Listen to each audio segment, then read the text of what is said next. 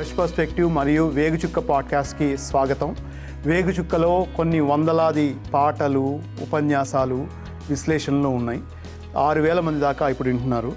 ఈరోజు మనతోటి భారత కమ్యూనిస్ట్ పార్టీ నాయకులు కామ్రేడ్ కంకనాల నారాయణ గారు ఉన్నారు. నారాయణ గారితోటి వివిధ ప్రజా సమస్యలు, అలాగే పౌర హక్కులు, రాజ్యాంగ హక్కులు మరియు జాతీయ అంతర్జాతీయ రాజకీయ పరిణామాల మీద ఆయనతోటి మనం మాట్లాడి తెలుసుకుందాం.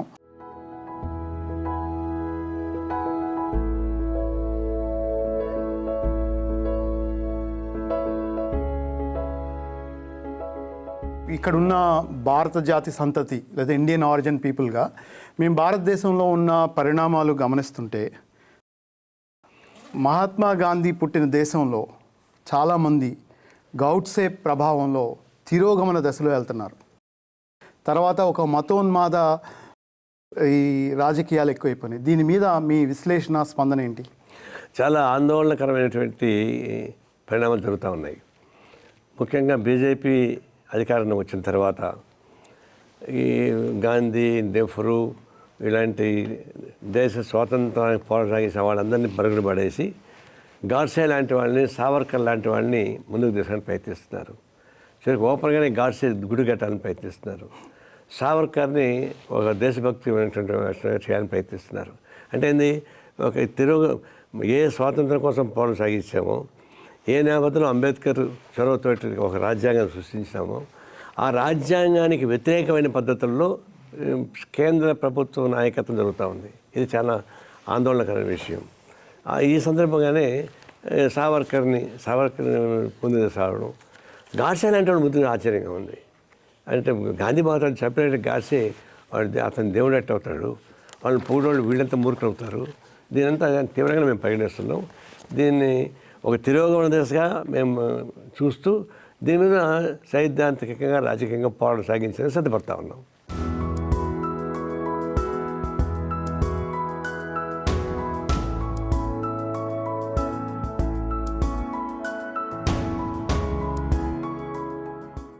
ఈ పంజాబ్, హర్యానా బార్డర్లో, సింగూర్ బార్డర్లో కొంతమంది, వేలాది మంది రైతులు, రైతు కూలీలు వాళ్ళు ఢిల్లీలోకి వెళ్ళి అక్కడ నిరసన ప్రదర్శన చేద్దామని ప్రయత్నిస్తుంటే, సంయుక్త కిసాన్ మోర్చా ఆ నాయకత్వంలో కొన్ని వందల మంది రైతు సంఘాలు వాళ్ళు ఢిల్లీలో ప్రదర్శనకి వెళ్తా అంటే అక్కడ వాళ్ళ మీద లాఠీ చార్జీ, బాష్పవాయువు, తర్వాత ముళ్ళ కంచెలు వేసి మన నరేంద్ర మోడీ గారు స్వాగతిస్తున్నారు. అయితే మీ విశేష రాజకీయ అనుభవంలో రైతులు స్వామినాథన్ రికమెండేషన్స్ని అమలు చేయమన్నారు, మినిమం సపోర్ట్ ప్రైస్ చేయమన్నారు. ఎందుకు ఇప్పుడున్న ప్రస్తుతం ఉన్న ఈ పాలక వర్గాలు రైతులు, రైతు కూలీ సమస్యల్ని ఎందుకు పరిష్కరించలేకపోతున్నాయి? ఇది క్లాస్ బేస్ అనుకోండి. అయితే 2 ఏళ్ల క్రితం పెద్ద ఎత్తున పంజాబ్, హర్యానా బార్డర్ ఉన్న రైతాంగం లక్షలాది మంది ఢిల్లీ చుట్టూ ఆక్యుపై చేశారు. దాదాపుగా కొన్ని నెలల పాటు దిగ్బంధం చేశారు. వాళ్ళంతా మళ్ళీ హైదరాబాద్, ఢిల్లీకి వచ్చి రిప్రజెంటేషన్ ప్రయత్నించారు. ఇంకా ఒత్తిడి తట్టుకోలేకుండా మోడీ వాళ్ళతో సంప్రదించి కొన్ని అంశాలను అంగీకరించి దీన్ని అమలు చేస్తామని చెప్పని, కేసులు కూడా రద్దు చేస్తామని చెప్పి హామీ ఇచ్చాడు. హామీ మేరకు వాళ్ళు ఉద్యమాన్ని ఉపసంహరించుకొని వెనక్కి వెళ్ళారు. 2 ఏళ్ళ తర్వాత మళ్ళీ ఆ కేసులు అట్లే ఉన్నాయి. తర్వాత స్వామినాథన్ కమిషన్ అమలు చేసిన ప్రసక్తి లేకపోయింది. ఆ రైతాంగానికి సమస్య గిట్టుబాటు ధర లేకుండా పోయింది. వాళ్ళని ఆదుకోవడంలో ఫెయిల్ అయిపోయింది. అందుకని మళ్ళీ దాన్ని ఉద్యమం పునరావృతం చేయడం ద్వారా మళ్ళీ వచ్చారు. వస్తే అదే పద్ధతి మళ్ళీ ఇప్పుడు కూడా 100 మంది, 101 మందిని రండి మాట్లాడుకుందని చెప్పారట. సరే, 1000 మంది వస్తే ఏం కొంపలే మునిగిపోతాయి. వాళ్ళు వస్తారు, ధర్నాకాడ కూర్చుంటారు, రిప్రజెంట్ చేయొచ్చు. కానీ ఈ ప్రభుత్వం ఈ రైతాంగ ఉద్యమాన్ని, తర్వాత కర్షక కార్మిక ఉద్యమాన్ని అణచుకోవడానికే ఉంది తప్పితే అంతకన్నా పెంచలేదు. ఈ ప్రభుత్వం ముఖ్యంగా కార్పొరేటు సెక్టార్స్ని కాపాడడం అనేది ప్రధానమైనటువంటి ఉద్దేశంగా ఉంది తప్ప ఇంకోటి కాదు. అందుకనే ఈ రైతాంగ సమస్యల్ని ఆలోచించడానికి కానీ, పరీక్షించడానికి కానీ సిద్ధంగా లేనందువల్ల నిర్బంధకాండం ఉపయోగిస్తున్నారు. పాలకవర్గాలకి ఏంటి, పరిష్కారం చేయాలి, లేదంటే అనుకుంటే నిర్బంధకాండం ఉపయోగించాలి. పరిష్కారం చేయడానికి పాలసీ వాళ్ళ చేతుల్లో లేదు, పాలసీ వీళ్ళ చేతుల్లో లేదు, అంతా కార్పొరేట్ సెక్టార్ చేతుల్లో ఉన్నాయి. కార్పొరేట్ సెక్టార్స్ ఏం చెప్తే అది వినాలి తప్ప ఇంకో మార్గం లేకుండా పోయింది. అట్లనప్పుడు నిర్బంధం ఒకటి మిగిలిన వాళ్ళకి. ఇప్పుడు నిర్బంధం చేయడం ద్వారా దీని ఉద్యమం ఆపాలని ప్రయత్నిస్తున్నారు. ఎన్నాళ్ళు ఆపుతారు ఉద్యమాన్ని? ఎందుకంటే అసలు సమస్యలు లేకుండా ఉద్యమం వస్తే నిర్బంధకాండ ద్వారా పరిష్కారం చేయొచ్చు. సమస్యలు ఉన్నప్పుడు నువ్వు నిర్బంధకాండ విధిస్తే తాత్కాలికంగా ఆగుతారేమో తప్ప శాశ్వతంగా ఆగడం సమస్య లేదు. అందుకని మౌలికంగా సమస్య పరిష్కారం చేయకుండా ఎంత నిర్బంధకాండ విధించినా చూడండి, భవిష్యత్తులో ఉద్యమాలు వస్తూనే ఉంటాయి, దాన్ని పరిష్కారం చేయడం వల్ల కాదు.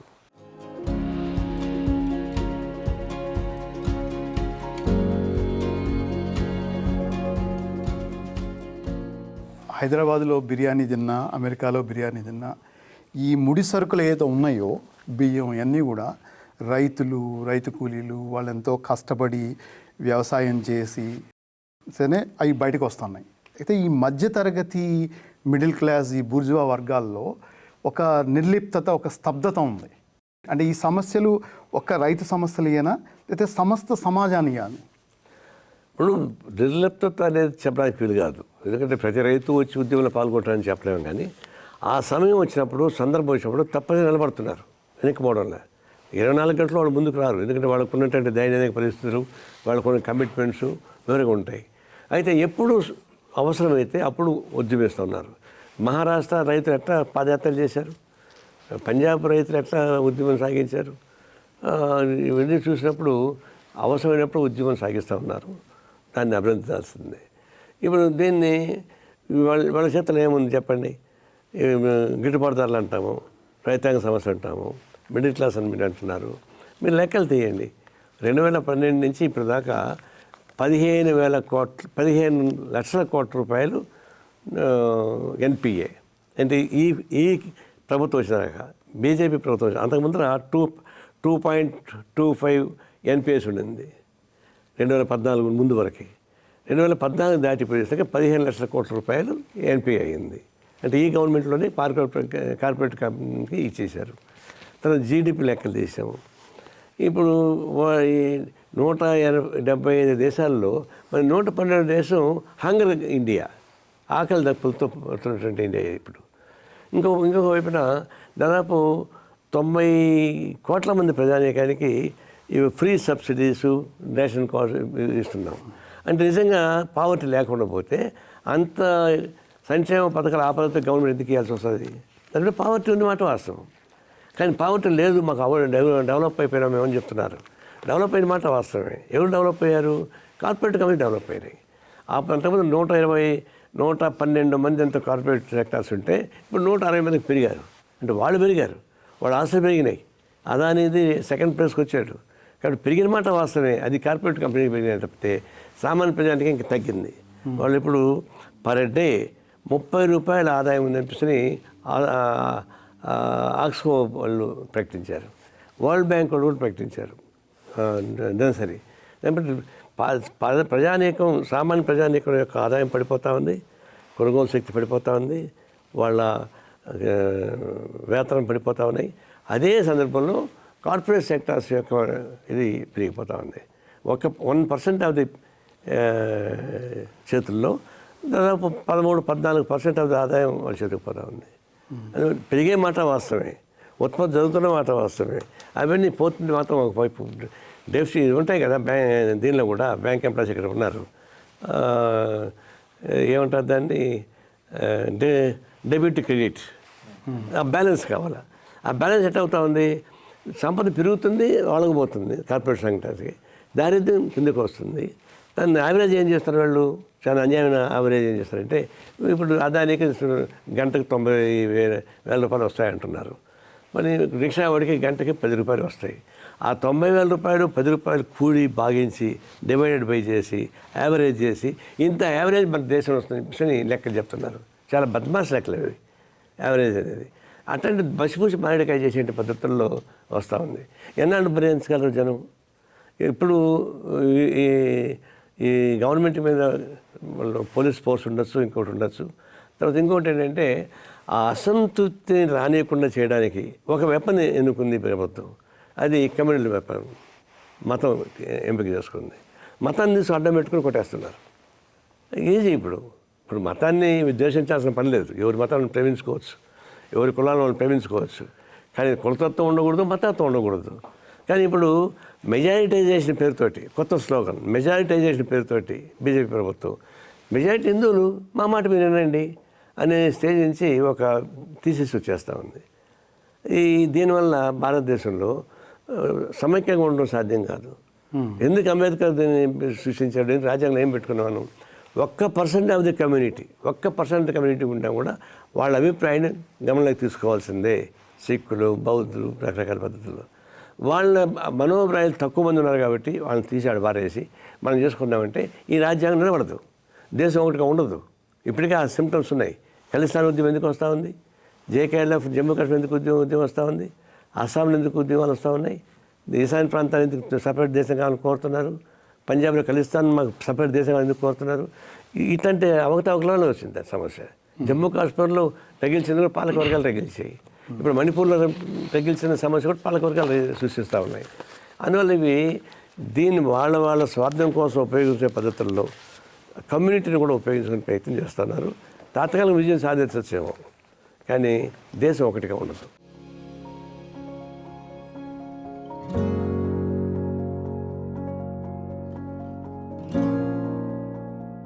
పార్లమెంటరీ రాజకీయాలు, ఎన్నికల రాజకీయాలు రైతుల సమస్యలకి పరిష్కారం చూపట్లేదు. ఎన్నికల రాజకీయాలు కానీ పార్లమెంటరీ రాజకీయాలు అది తేటతెల్లమైపోయింది. ఎందుకంటే స్వామినాథన్ రిపోర్ట్ ఇచ్చి దాదాపు 25 సంవత్సరాలు అయిపోయింది. అయితే రైతులు, రైతు కూలీల మధ్య ముందున్న ప్రత్యామ్నాయం ఏంటి? ఇప్పుడు కేంద్ర ప్రభుత్వం, రాష్ట్ర ప్రభుత్వాలు ఈ రెండు విభేదాలు ఉండొచ్చు కొంచెం చోట్ల. వీళ్ళంతా క్లాసెస్ ఒకటే. ఈ వ్యవసాయ కూలీల సమస్య, రైతు సమస్యలు ఇది పరిష్కారం చేయడానికి కోరుకున్నప్పుడు డెఫినెట్గా ఇది కార్పొరేట్ వర్గాలకు వ్యతిరేకం అవుతుంది. ఇది వాళ్ళు ఇప్పుడు అదాని మొత్తం అప్పగిచ్చారు. వ్యవసాయం సంబంధించిన గోడౌన్స్ అవన్నీ వాళ్ళకి అప్పగిచ్చేశారు. అతను తక్కువ రేట్లతోటి కొనుగోలు చేయడానికి గోడౌన్స్ పెట్టుకుంటున్నాడు. ఇప్పుడు ఇంత ముందర దొంగ నిల్వల నుంచి బయట లాగడానికి మేమంతా దాడులు చేసేవాళ్ళం. అక్రమ నిల్వలకు వ్యతిరేకంగా దాడులు చేసి మా మీద కేసు కూడా పెట్టారు. ఇప్పుడు లీగలైజ్ చేసేసారు. అక్రమంగా ధాన్యం పెట్టుకోవచ్చు అని లీగలైజ్ చేసి దేశం మొత్తం మీదుగా పెద్ద పెద్ద గోడౌన్స్ అదానికి అప్పగిచ్చేశారు. రైతుల దగ్గర నుంచి తక్కువ ధరలు తీసుకుని గోడౌన్లు పెట్టుకుంటారు వాళ్ళు. ఆ ధరలు పెరిగినప్పుడు అంటే కృత్రిమ కరువు సృష్టించి మనం ధర పెరిగినప్పుడు బజార్కి పంపిస్తున్నారు. ఆ ప్రకారం గవర్నమెంట్ ఒక పాలసీ తయారు చేసింది. అటువంటిప్పుడు మనం గవర్నమెంట్ పాలసీకి వ్యతిరేకంగా ఫైట్ చేయకుండా ఇదేదో చిన్న చిన్న వాటికి కొట్లాడుతుంటే సాధ్యం కాదు. అందుకే రైతులు, వ్యవసాయకులు ఒకటి కావాల్సిందే. దీన్ని గట్టిగా ఆలోచించగలిగిన వాళ్ళు ఎవరున్నారు? మిగతా బూర్జువా వర్గం మొత్తం క్లాస్ యాంగిల్ ఒకటే, అది ఏ పార్టీనే కావచ్చు. ఏమైనా వామపక్షాలే దీనికి పరిష్కారం చెప్పగలదు. వామపక్ష ఉద్యమం దురదృష్టవశాత్తు బలహీనపడతా ఉంది. ఎందుకంటే ఇప్పుడు రాజకీయాల్లో మతము, కులము, డబ్బులు వచ్చిన తర్వాత వామపక్షాలకి అట్లాంటి వెపన్స్ లేవు, బలహీనపడుతున్నమాట వాస్తవమే. అయితే అదే సందర్భంలో మనం నిరుత్సాహపడాల్సిన పని లేదు. ఈ ప్రజల్లో వచ్చిన అసంతృప్తిని దృష్టిలో పెట్టుకొని వామపక్షాలు ఒకటిగా ఉండాలి, ఐక్యంగా ఉండాలి, డెమోక్రటిక్ ఫోర్సెస్ ఐక్యంగా ఉండాలి, ఫైట్ చేయాలని చెప్పేసి మా ఉద్దేశం. ఆ విధంగా ప్రయత్నం చేస్తున్నాం. నిన్నగా మొన్ననే డి రాజా, జనరల్ సెక్రటరీ సిపిఐ, ఆయన ఒక ఉత్తరం రాశాడు లెఫ్ట్ పార్టీస్కి. ఈ కేంద్రంలో రాజకీయ పరిస్థితులు మారుతూ ఉన్నాయి, మతోన్మాదం పెరుగుతూ ఉంది, ప్రజాస్వామ్యాన్ని పూర్ణం చేస్తున్నారు, రాజ్యాంగాన్ని ధ్వంసం చేస్తున్నారు. రాజ్యాంగాన్ని ప్రతిపక్ష పార్టీలుగా ధ్వంసం చేసేది, రాజ్యాంగాన్ని మనం ఎన్నుకున్న ప్రభుత్వం ధ్వంసం చేస్తూ ఉంది మోడీ, అమిత్ షా నాయకత్వాన్ని. దీనికి విధంగా ఫైట్ చేయాలని చెప్పేసి ఒక లెటర్ కూడా రాసి ఉన్నాం, పెండింగ్లో ఉంది. త్వరలోనే వామపక్షాల ముందు ఐక్యంగా నిలబడతాయి, ఆ తర్వాత డెమోక్రటిక్ ఫోర్స్ కూడా నిలబడడానికి ప్రయత్నం చేస్తాం.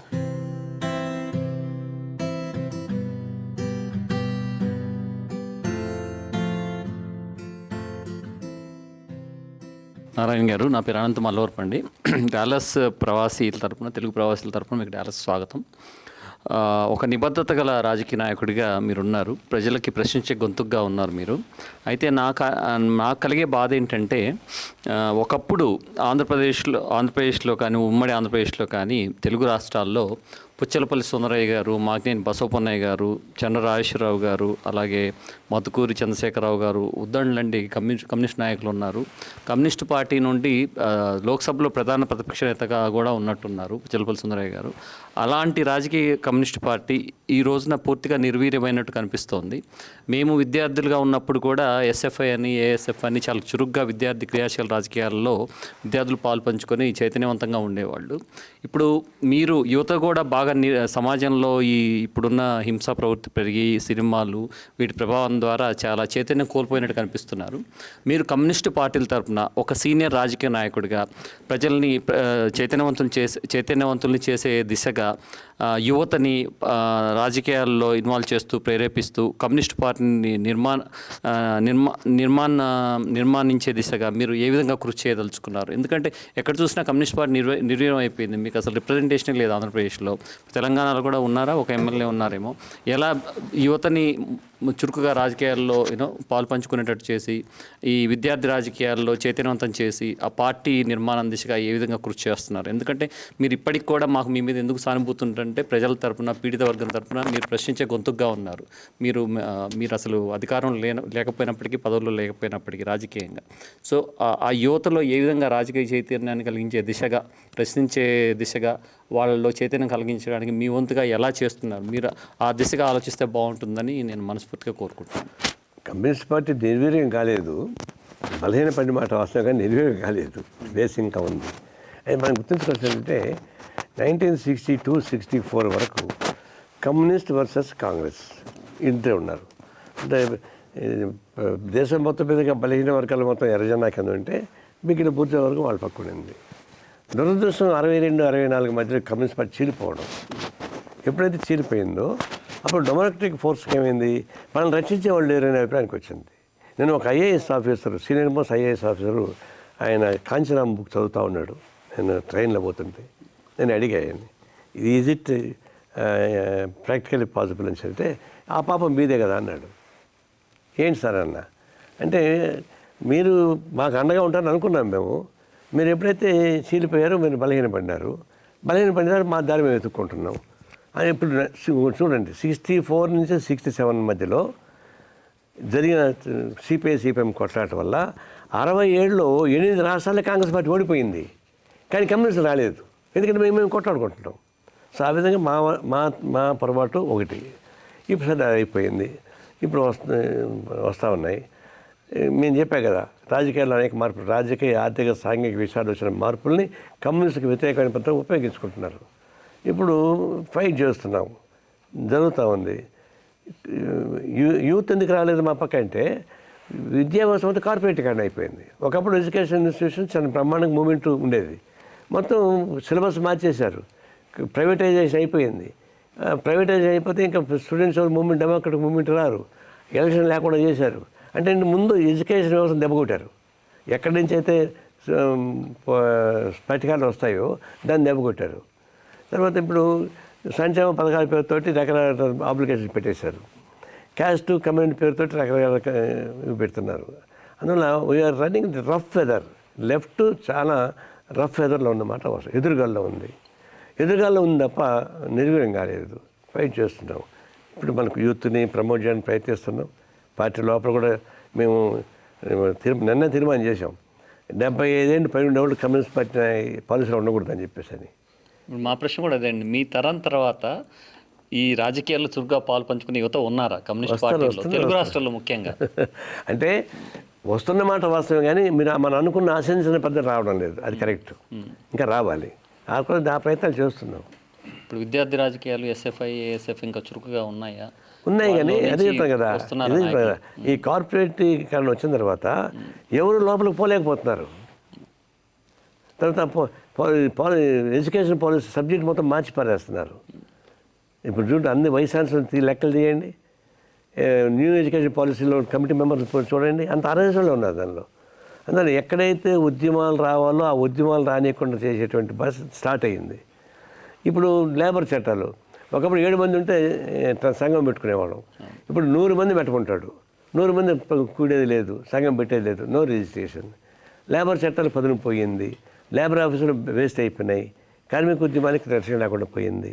అందువల్ల ఎక్కడైతే ఉద్యమిస్తారో ఆ ఉద్యమానికి సంబంధించినటువంటి ఫండమెంటల్ కొట్టేస్తున్నారు. దీనికన్నా అతీతంగా ఉద్యమం రావాలి. ఇంకా దానికోసం ఆ ప్రయత్నం నేను చేస్తాను. ముఖ్యంగా మేధావులు, రచయితలు, హేతువాదులు వీళ్ళందరినీ కూడా తీసుకొని మీరేమన్నా పునర్నిర్మించడానికి ప్రయత్నిస్తున్నారా? పార్టీ తరఫున కానీ మామూలుగా ఫైట్ చేయడానికి చాలామంది ఉన్నారు మేధావులు. ఇప్పుడు ఏంటంటే ఇప్పుడు ఎవరన్నా మేధావులు అంటారు, మీరు అంటారు, మేధావులు కూడా ఒక స్పష్టమైన వైఖరి రావాలి. ఇప్పుడు సమాజాన్ని చదవడం వేరు, పరిశీలించడం వేరు, కార్యాచరణ చేయడం వేరు. ఇప్పుడు మేధావులు మాట్లాడుతున్నారు, మాట్లాడేదంతా కరెక్టే, కానీ దానిలో కూడా వర్షన్స్ ఉన్నాయి. ఏకాభిప్రాయం లేదు. ఏకాభిప్రాయం ఉంటే అప్పుడు మిగతా ఉద్యమాలు వస్తాయి. అందువల్ల మేధావర్గం గురించి ఏమో అవహేళన చేయడం లేదు, కానీ ఏకగ్రీవమైనటువంటి పద్ధతులు లేదు. ప్రకటన పద్ధతి ఏదైనా గట్టిగా ప్రశ్నిద్దామన్నా కూడా సెక్యులరిస్టులు అని ముద్ర వేస్తున్నారు మనల్ని. అంటే చేస్తారు. ఇంకా ప్రశ్నిద్దామన్నా కూడా కమ్యూనిస్టులు కాని వాళ్ళు కూడా ప్రశ్నిస్తే వీడు కమ్యూనిస్ట్ అంటున్నారండి. అదో క్రెడిట్ అనుకో, అది వేరు. ఇప్పుడు ప్రశ్నించే హక్కు లేకుండా చేయడానికి కావాల్సిన పనులు జరిగిపోతున్నాయి. ఇది ఎన్కౌంటర్స్ కదా, బోగస్ ఎన్కౌంటర్సే కదా, నిజమైన ఎన్కౌంటర్స్ ఎక్కడ జరుగుతున్నాయి.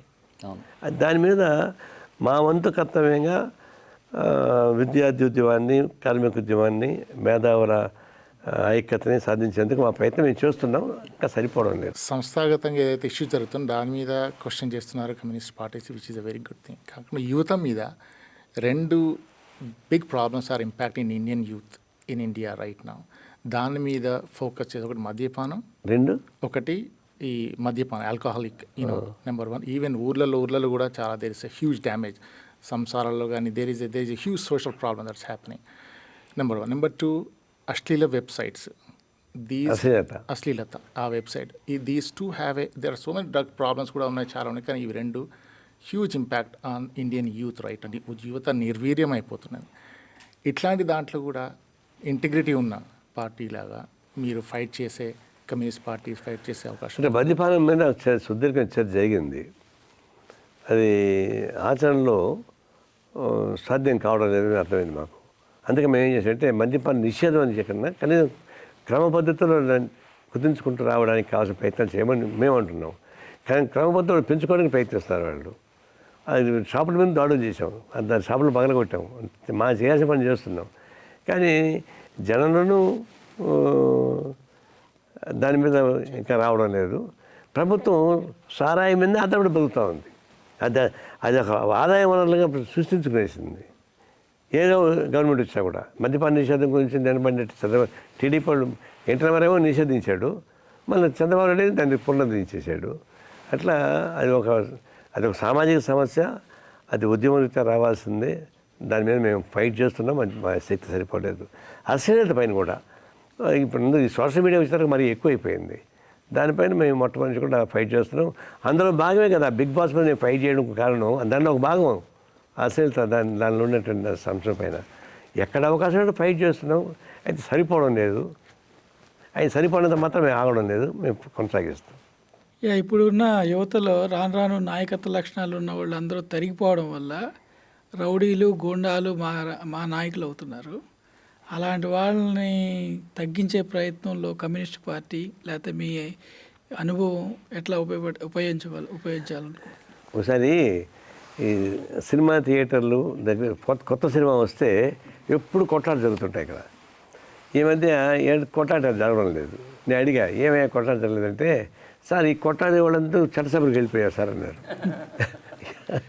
ఒకప్పుడు విద్యార్థి ఉద్యమం బలంగా ఉన్నప్పుడు ఏ రాజకీయ పార్టీలకైనా విద్యార్థి నాయకులు వచ్చి నాయకత్వం వహించేవాళ్ళు. వాళ్ళ పద్ధతి వేరుగా ఉంటుంది. ఇప్పుడంతా కేవలం రౌడీలుగా ఉండేవాళ్ళు, గూండాలుగా ఉండేవాడు, డబ్బులు ఖర్చు పెట్టుకునేవాడు, రేపులు చేసేవాడు. అంటే రేపులు ఎవరు చేస్తాడు? బలవంతుడిగా రేపులు చేస్తాడు. అట్లాంటి వెధవులకి అందరికీ ఎమ్మెల్యేసీ మొదలుకాన్ని వచ్చేస్తున్నాయి, చట్టసభలోకి వెళ్ళిపోతున్నారు. ఇప్పుడు 94 మంది పార్లమెంటు సభ్యుల పైన నేరపూరితమైన కేసులు ఉన్నాయి. 24 మంత్రులు కేంద్ర మంత్రుల పైన కేసులు ఉన్నాయి. అట్లా వచ్చేస్తాండి ఇప్పుడు అంతా. అందువల్ల మీరు చెప్పింది రాజకీయాలలో హింస ప్రేరేపించేది వస్తామని. వచ్చే యువకులు కూడా వాళ్ళు వాళ్ళ అలవాటుకు లోబడే పని చేసుకుంటున్నారు. పదవి ఉండాలా, డబ్బులుగా ఉండాలని చెప్పేసి వచ్చేస్తున్నాయి. అయినా సరే మేము ఫైట్ చేస్తున్నాం. నిలబడాల్సిందే. రాజకీయాలలో హింస తగ్గాలి, రాజకీయ నేరస్తులు ఉండకూడదు చెప్పేసి దానిపైన మేము అటు కోర్టులో ఫైట్ చేస్తున్నాం, బయట ఫైట్ చేస్తున్నాం. తప్పనిసరిగా యూత్ తెగబడి ముందుకు వచ్చి ఇలాంటి అట్రాసిటీకి నిలబడాల్సిన అవసరం చెప్పేసి పిలిపిస్తున్నాం, మేము ఎంకరేజ్ చేస్తున్నాం. ఓకే. ఇంకోటి, ఇన్ని కేసులున్న జగన్మోహన్ రెడ్డి లాంటి వాళ్ళు 10 ఏళ్ళ నుంచి ఒక్కసారి కూడా కోర్టులకి హాజరు కాకుండా తప్పించు తిరుగుతారు. స్వాతంత్రం వచ్చిన తర్వాత బహుశా అది టిపికల్ కేసు అయి ఉంటుంది. 11 కేసులు నమోదయ్యి 45,000 కోట్ల రూపాయల యొక్క ఆర్థిక వ్యత్యాసాలతో నమోదైన వ్యక్తి బెయిల్ పైన 12 ఏళ్ళగా ఉండడం. బెయిల్ పైన ఇప్పుడు ఎవరు లేరు. ఇంతవరకు స్వాతంత్రం వచ్చిన తర్వాత ఇంత లాంగ్ టైం బెయిల్ పైన ఎవరు లేడు. బయట దట్టు కోర్టు కూడా పోకుండా ఎవరు కాపాడుతారు అతన్ని? సెంట్రల్ గవర్నమెంటే కాపాడుతూ ఉంది. సెంట్రల్ గవర్నమెంట్ ఆదేశిస్తే సిబిఐ వాళ్ళని అరెస్ట్ లోపడేరా? అందువల్ల ఇది చాలా అన్యాయమైనటువంటి పరిస్థితి. ఒక విధంగా న్యాయ వ్యవస్థకు కూడా ఇన్సల్ట్ అయ్యింది, గవర్నమెంట్కి ఇన్సల్టే. అట్లాంటి వాడిని ఇంకా బయటపడడం అనేది వాళ్ళకేంటంటే ఇప్పుడు చంద్రబాబు నాయుడు కావాలి, జగన్ కావాలి, రేపు చేసేవాడు కావాలి, రేపు గురైనడు కావాలి. ఆ పద్ధతిలో సెంట్రల్ గవర్నమెంట్ ఉంది, అట్లా బతికిపోతున్నారు. ఎన్నాళ్ళు ఉండదు, అది డిఫరెంట్గా పనిష్మెంట్ వస్తుంది. థ్యాంక్ యూ అండి. కామ్రేడ్ నారాయణ, మీ పార్టీలో ఒక యువజన నాయకుడు అడిగిన ప్రశ్న ఇది. ఆయన ఏమంటున్నారంటే, మా పార్టీలో అందరూ సీనియర్ కామ్రేడ్లు ఉన్నారు, ఏజ్ కామ్రేడ్స్ ఉన్నారు, యంగ్ వాళ్ళకి ఎప్పుడు అవకాశం ఇస్తారు, ఎంతకాలం వేచి ఉండాలని ఈయన మీ పార్టీలో ఒక యంగ్ డైనమిక్ జేఎన్యూలో కీలక పాత్ర వహించిన నాయకుడు. పోయిన వారమే నేషనల్ కౌన్సిల్ మీటింగ్ జరిగింది. దానిలో అఫీషియల్గా తీర్మానం చేశాము, 75 ఏళ్ళకు పైన ఉండేవాడిని నాయకత్వ స్థాయి ఉండకూడదని. పార్టీలో ఉండొచ్చు, నాయకత్వ స్థాయిలో ఉండకూడదు, సెంటర్ నుంచి కిందాక అనేది ఒక మార్పు తీసుకొస్తున్నాం. తర్వాత ఇంకా డెవలప్ అయ్యే కొన్ని ఇంకా తగ్గుతుంది. యూత్ ఎంకరేజ్ చేస్తాం. యూత్ కూడా రావాలి కదా. యూత్ అంటే వయసు బట్టి కాదు, వాడు యాక్టివిటీస్ బట్టి రావాలి. వచ్చినప్పుడు ప్రమోట్ చేస్తాం. ఇప్పటికైతే ఒక సీలింగ్ పెట్టాం.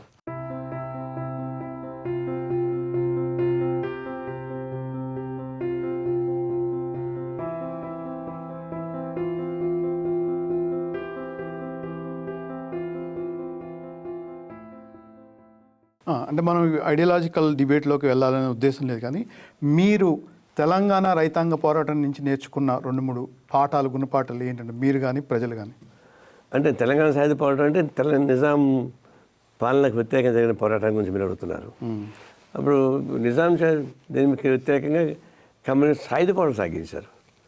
48 సెప్టెంబర్లో మగ్దు మొహిద్దీన్, రావినారాయణ రెడ్డి, బద్దం వీళ్ళంతా కలిసి తెలంగాణ సాయుధ పోరాటం తిరుగుబాటు ప్రాంతంగా పిలిపించారు. సాయుధ పోరాటం ఫస్ట్ టైం పిలిపించారు. ఆ పిలుపు ఇవ్వడం వల్ల ఏమైంది, దాదాపు ఒక 10 లక్షల ఎకరాల భూమిని పేదవాళ్ళకి పంపిణీ చేయడం జరిగింది. 4,000 మంది పోగొట్టుకున్నాం, కానీ గ్రామాలు విముక్తి చేయగలిగాము. ఇవన్నీ చేయడం వల్ల దేశం మొత్తం మీదుగా భూ సమస్య అంటూ ఒకటి ఉందని పైకి వచ్చింది. అంతమంది భూ సమస్య లేదు. కేరళలో పునఃప్రా మూమెంటు, బెంగాల్లో తేబాగ మూమెంటు, తెలంగాణ సాధిపోవడం ప్రపంచంలో గుర్తించబడింది. ఇది అతిపెద్ద సంస్థానం ప్రపంచంలో. ప్రైవేట్ సంస్థానంలో నిజాం ది బిగ్గెస్ట్, రిచెస్ట్. దానికి వ్యతిరేకంగా జరిగినటువంటి సాయుధ పోరాటం కూడా ప్రపంచంలో గుర్తించబడింది విప్లవ పోరాటంలో. ఇవన్నీ కలిపి మన భారతదేశం స్వాతంత్రం వచ్చినా కూడా భూ సమస్య అనేది ఒక ఎజెండా ఉంది, దాన్ని చర్చించాల్సిందని ఎజెండాకు తీసుకురాగలిగింది కమ్యూనిస్టులే.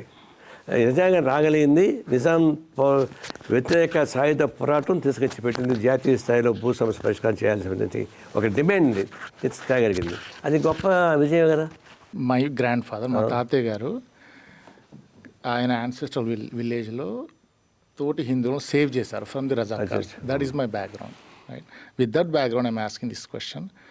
ఎందుకంటే మీరు తెలంగాణ సాయుధ పోరాటం గురించి టచ్ చేశారట, కాబట్టి ఈ క్వశ్చన్ అడగాలనుకున్నాను. సో ఆ నేపథ్యంలో పండిట్ సుందర్లాల్ కమిటీ అనేది ఉంది. అది దేని మీద అంటే ఆల్మోస్ట్ 40,000 to 50,000 ముస్లిమ్స్ ఈ మ్యాసకర్, ఇది BBC report, Hyderabad 1948 India's hidden massacre.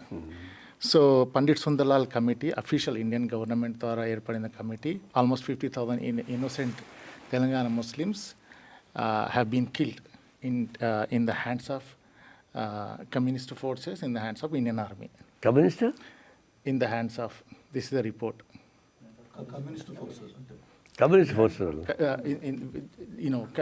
Combining in communist forces plus Indian army ఎప్పుడైతే వాళ్ళు వచ్చారో, అందుకే నేను చెప్పాను ఈ క్వశ్చన్ మిమ్మల్ని ఈ రిపోర్ట్ నేను ఫార్వర్డ్ చేస్తాను మీకు. Pandit Sundarlal committee bogus report. చాలా అట్రాసిటీస్ జరిగాయి ఇండియన్ తెలంగాణ ముస్లిమ్స్ మీద. సో తెలంగాణ ముస్లిమ్స్ పైన అట్రాసిటీకి కమ్యూనిస్ట్ పాల్గొన్నారా?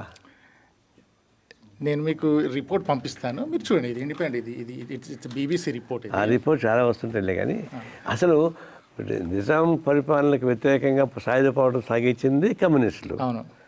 దాని మగ్దుద్దీన్ లాంటి ముస్లిం అంతా కూడా యాక్టివ్గా పాల్గొన్నవాడు. మేమంటే ముస్లిమ్స్ మీద దాడి చేస్తాం? How it is possible? వాడు కూడా క్రియేట్ చేశాడని చెప్పేసి మా మీద పెడితే Pandit Sundarlal committee government of India నుంచి వచ్చింది. గవర్నమెంట్ క్లాస్ బేస్ ఏంటి? Communist class base. అది గవర్నమెంట్ క్రియేట్ చేస్తుంది ఇట్లాంటి రిపోర్ట్స్ని. That is not fact. If you go through the Telangana answer movement, అనేక మంది రాసిన పుస్తకాలు ఉన్నాయి, చూడండి. ఎక్కడ కానీ కమ్యూనిస్టులు ఆర్ఎస్ఎస్ వాళ్ళు ప్రచారం చేస్తున్నారు. ఎందుకు ప్రచారం చేస్తారంటే వాళ్ళు, అంటే మీరు అంటున్నారు ఇండియన్ ఆర్మీ కూడా ఏం అట్రాసిటీ చేయలేదంటున్నారా? ఇండియన్ ఆర్మీ చేసింది, కమ్యూనిస్ట్ ఎట్లా కలిసి దానిలో? సరే, మనం వాళ్ళు కమ్యూనిస్ట్ కూడా చంపారు కదా వాళ్ళు. Okay. So Indian army communist చంపింది. ఓకే. కాబట్టి ఇండియన్ ఆర్మీతో కమ్యూనిస్ట్ కలిసే అవకాశం లేదు. సో ఇండియన్ ఆర్మీ అట్రాసిటీ అని మాట్లాడుకుందాం. సో దీని మీద ఇప్పటివరకు అయితే main stream parties CPI, CPM ఇట్లాంటి ఎప్పుడు దీన్ని క్వశ్చన్ చేయలేదు. September 18th రాగానే ఆర్ఎస్ఎస్ వాళ్ళు దీని పెద్ద హంగామాలు చేస్తారు. ఏంటంటే నిజాం ఇదని చేయొచ్చు, అది వాళ్ళ రైట్. కానీ ఇండియన్ ముస్లిమ్స్ మీద ఏదైతే అట్రాసిటీ జరిగాయో, ఐ థింక్ దీని మీద కూడా మీలాంటి రెస్పెక్టెడ్ ఇంటిగ్రిటీ ఉన్న నాయకులు దీని మీద కొంచెం మాట్లాడితే ఇట్ ప్రొవైడ్స్ బోత్ పర్స్పెక్టివ్స్. నా గుర్తొస్తుంది, ఫస్ట్ ఎల్కే అద్వాని రథయాత్ర చేశాడు బాబరీ మసీదు కూలగొట్టాలని, గుర్తుందా? ఫస్ట్ అప్పుడు చంద్ర రాజేశ్వరరావు సిపిఐ జనరల్ సెక్రటరీ, ఆయన 10,000 మంది కార్యకర్తలను తీసుకొని అయోధ్యలో మకాం పెట్టాడు. మేము మా గుండెలు పగిలిన ఈ బాబరీ మసీదుని కాపాడుతామని చూసని 10 days అక్కడే ఉన్నారు రాత్రింబౌళ్ళు. అయితే ఎల్కే అద్వాని బీహార్లోనే లల్లూ ప్రసాద్ అరెస్ట్ చేసేసాడు. అరెస్ట్ చేయకుండా వచ్చి ఉంటే అక్కడ యుద్ధమే జరిగి ఉండేది. అట్లా మేము నిలబడ్డాం. తప్పకుండా. ఆ తర్వాత ఏమైంది, అప్పుడు చంద్రరాజేశ్వరరావు లేడు, అయిపోయింది. రెండవది ఏమైందంటే అప్పుడు బీజేపీ గవర్నమెంట్ రాష్ట్రంలో వచ్చింది. చీఫ్ మినిస్టర్, పివి నరసింహ ప్రధానమంత్రి. పివి నరసింహ కన్వీనెంట్గా కళ్ళు మూసుకొని కూర్చున్నాడు. ముఖ్యమంత్రి నాయకత్వాన్ని దీన్ని పగలగొట్టేశారు. అప్పుడు మేము కూడా ఏం చేయలేకపోయినాం, ఫైట్ చేసినా కూడా. అందువల్ల ఈ మతోన్మాదం పైన కమ్యూనిస్ట్ ఎప్పుడు ఫైట్ చేస్తూనే ఉన్నారు. దానికి వ్యతిరేకంగా ఉన్నది తప్ప ఎక్కడ పొరపాటు కూడా రాజీ పడే ప్రసక్తే లేదు.